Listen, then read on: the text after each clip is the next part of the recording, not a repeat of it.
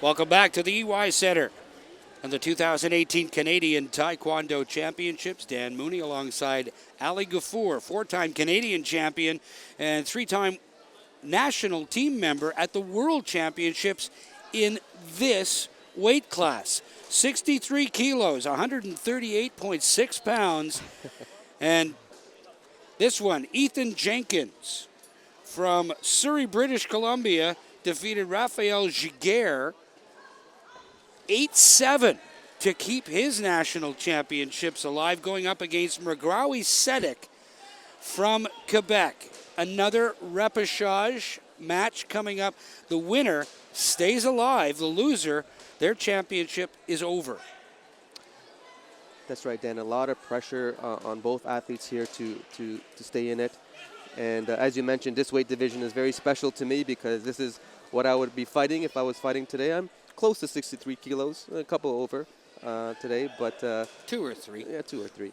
Yeah, it's a very exciting division because these men are very fast, very powerful, and they can do a lot of techniques. Jenkins in red, Seddik in blue. And they waste no time getting at each other here. Exactly. Is that the secret in this particular weight class, Ali? Just hitting early? You know what? That has always been my strategy to take the lead and dominance from the beginning, but each athlete is different. Some decide to wait till the end, or some decide to kind of take it early on. Now what you see happening here, Dan, is the referee gave red warning. A warning takes away a point or gives a point to the opponent for kicking too low without the intention of actually scoring. So he did a kick, a cut kick is what it's called, and he hit below or intended to hit below the chest protector. So they'll review, and if the review is unsuccessful, as far as Ethan Jenkins' side is concerned, then the red card will be taken away for the entire match. That's right. So the judges are in a video replay request at this point. If the request is successful, he gets the card back. That's right. The coach gets the card back, and more importantly, the infraction gets waived off. So he gets his point. He also gets his point back. Now, this is a very risky move for the coach because... Very early. It's very early, exactly, Dan. So, he did get it back, which is great. So he gets to keep it and use it again if he chooses to. But like you said, it was the first 30 seconds of the match, and most of the games at a high level are determined by 1 or 2 points. So some of these coaches like to keep onto that card until they really, really need it. Judges continuing to talk at the table. And judged sports don't normally have these kinds of delays, but I mean, it happens almost in every sport now. The scoreboard has been wiped clean, and there are 2 of the 3 judges sitting at the table, and we're back underway. Nice shot into the body with the foot by Jenkins. Jenkins, the taller of the 2 competitors here, and height is a bit of an advantage in this sport. That's right, Dan, because there are 3, it does require, to get a headshot gives you 3 points, and if you have that extra little bit of height, that gives you that extra little bit of advantage. Seddik scores 2, and another body shot there that didn't activate the sensor. Oh, nice headshot try by Red, but didn't touch the sensor. Ethan Jenkins of British Columbia in red. Mregraoui Seddik from Quebec in blue. Oh, nice. There's another hand shot. And the kick to the head and a warning given and a point taken away, and the red card comes up again.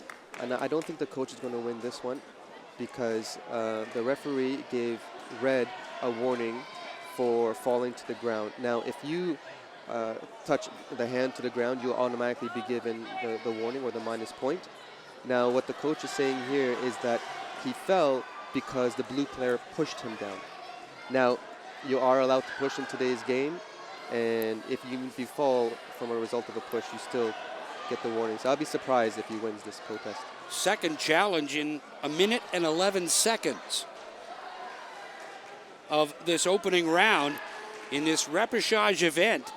Ethan Jenkins and Mregraoui Seddik. Seddik leading 3-0 at this point. But if the point is taken away, it'll go back to 2. But my distinguished colleague believes that they may not win this one. Yeah, we'll see what happens. Seddik is doing a great job of controlling the match. He's doing a lot of punches. Sure enough, he did not win that protest. And he loses the red card for the remainder of the match. 3-0 Seddik.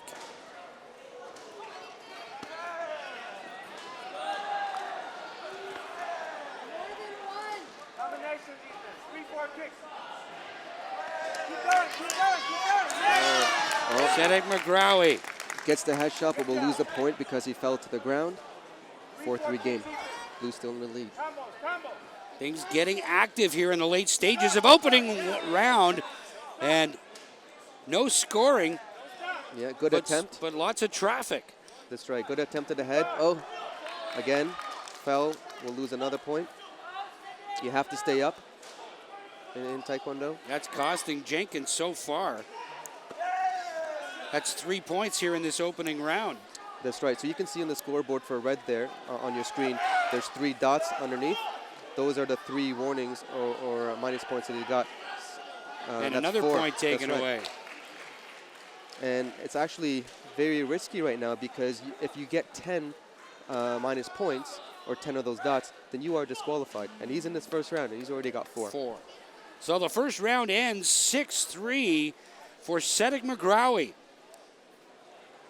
of Quebec. And Mregraoui down early to Jenkins and comes back with a flourish. Yeah, he is doing well controlling the match. I feel, is dominating. He is fighting his style and forcing red to follow his style. And that's the position you always want to be in as a fighter. You want them to do what you want to do, not follow what they do. So red needs to kind of change up the strategy for round 2 because what he did in round 1 isn't working. Coached by Dan Thornton out of the Vortex Taekwondo Club in Surrey, British Columbia. On the other side, Seddik Mregraoui trains at the Académie d'Arts Martiaux in St. Leonard, just outside of Montreal. That's right, Dan. Quebec has a very strong Taekwondo program. They have a lot of great fighters, a lot of great coaches. So whenever we used to fight Quebec, you know, we knew that we were going to come up with a tough fight. And Red here is experiencing that firsthand. Jenkins trying to go on the attack. Unsuccessfully so far. Seddik Mregraoui. There's the kick and a good block. So the sensors have to make full contact with the body protector. So you'll see that the players are covering their body to make sure that the other player's foot doesn't make the full contact.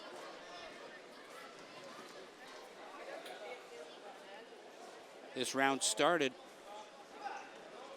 with a 3-point advantage for Mregraoui. Jenkins going for the headshot. Blocked by Mregraoui. So Red is being a little bit more aggressive this round, and he's not being rewarded by points, but he's also not losing them. So which is better than the first round. And a bit of an injury. So Blue just got it's called the gamjam in Korean, which means minus point, and for knee blocking. So you're not allowed to lift the leg while the other opponent is kicking. Knee blocking to the midsection. That's correct. That's correct, Dan. Now that is being protested by the Blues coach. So he believed that it was not a knee block and it was just a regular clash that happened in the match. I didn't quite see it from this angle. It'll be interesting to see what the video replay cameras see. Now there are a few of them, so they do have a few different angles to look at, but that's gonna be a tough one. Already 3 appeals to the officials for video replay in the first 2 minutes, or first 3 minutes and 7 seconds of this repechage match in the 63-kg class of the senior men's draw here in the 2018 Canadian Taekwondo Championships.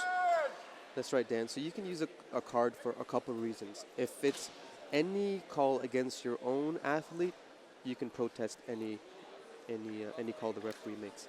And he did get awarded that call, so he will remove the minus point from blue. And the score will go back to 6-3 with no infractions against Seddik Mregraoui. Mregraoui on the ascendancy here in round 2. Nice punch. Did he get a point for that? He does. He does. And he punched from the phone. Great body shot, but didn't register. It registered audibly here in the room, but sure did.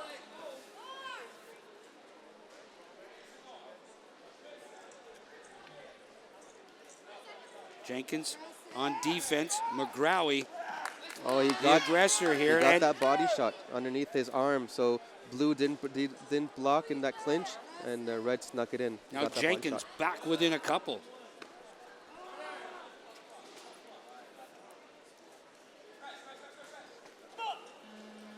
And the second round ends with the score 7-5. So Jenkins trailed after the first round by 3, now has the deficit down to 2. And what's he going to need to do in the third and final round? Does he go out? Does he come out aggressive right away? 100%. So you notice in the first round he was kind of scratching. Scratching means like just kind of countering the other person in a half attempt way to really shut them down, but not really scoring. That didn't work out for him. Second round, he was a lot more aggressive. In the second half of the second round, he was a lot more aggressive, and he was rewarded for that. In the third round, he has to, in order for him to win, because blue is no slouch either, and when he gets pressured, he's going to fight back. He's going to have to put double in the amount of effort to come out with a win.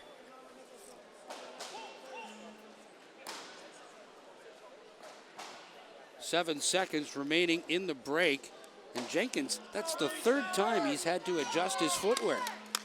Yeah, so if the shin guard is a little too big or the footwear is a little too big, they do tend to slip off. But so Jenkins on the defensive here, trailing by 2 to start round 3. Oh, and a headshot, and Jenkins takes the lead, and he's happy about that one.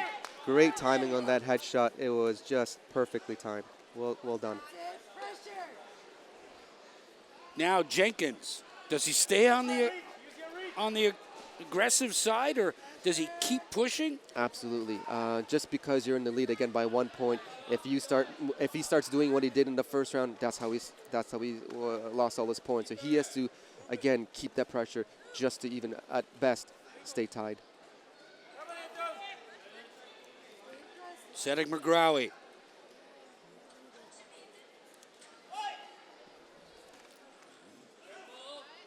Competitors being instructed to fight. That's right. So if there is not any action within 5 or so seconds, the referee is instructed to encourage the athletes to fight. Less than a minute remaining. Great aggression by red, but didn't make enough contact to score a point. In his last match, he defeated Raphael Giguère, did Jenkins, by an 8-7 score, and now he leads 8-7.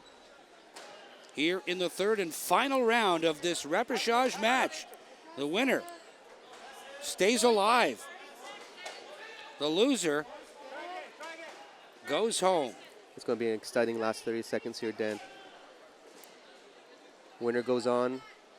The loser, the tournament is done. Oh, great attempt. There's a headshot by Mregraoui. And now Jenkins, with 15 seconds left, has to be aggressive and go on the offensive, trying to score. Good defense by Mregraoui. Tries to get the back of Mregraoui's head with the leg, and he fell down once again. So another point for Mregraoui. And with 5 seconds left, it looks as if Jenkins' tournament is over. That's it. The game is done. Mregraoui with an 11-8 victory over Ethan Jenkins of British Columbia. That was a great fight. Red really turned on the Jets, tried to turn on the Jets in this third round, and came close.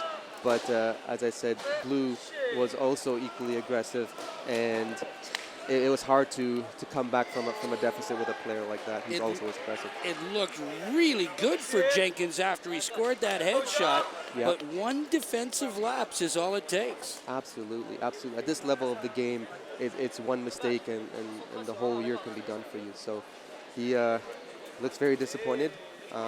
He fought well, but didn't have quite enough. So that one is in the books. Jenkins will go home with an experience to British Columbia, and Seddik Mregraoui, his tournament will continue. We'll continue with this tournament as well after the break. Don't go anywhere, folks. You're watching the 2018 Canadian Taekwondo Championships on Rogers TV.